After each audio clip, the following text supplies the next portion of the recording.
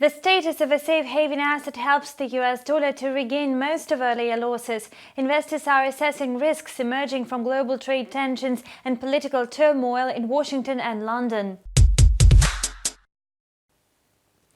The harsh speech of Donald Trump about Iran and China at the UN Assembly, as well as a sharp slump in the US consumer confidence, dampened appetite for risk. Today, investors are trading cautiously, bearing in mind these headwinds. Later today, the market will get to know data on new home sales in the US and comments from Fed officials on weak economic data. Their remarks will shed light on a further agenda for monetary policy.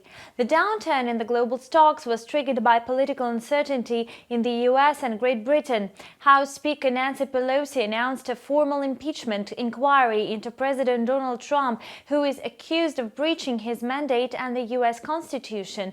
The UK Parliament is due to reconvene tomorrow and resume discussions of the snap election in the kingdom. In this context, the pound sterling is losing ground while in the US dollar is asserting strength. The US dollar index, which measures the greenback's dynamic against a basket of 6 major currencies, rose to near 98.72.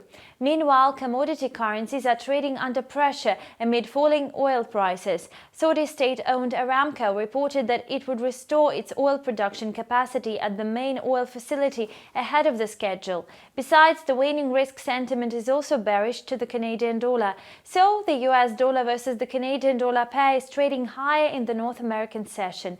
The pair settled up at 1.3285. Its closing price at the level above 1.33 will encourage market participants. Washington announced new economic sanctions against certain Chinese entities who knowingly import oil from Iran. These comments came on the sidelines of the United Nations General Assembly in New York. That's all for now. Thanks for watching and stay tuned.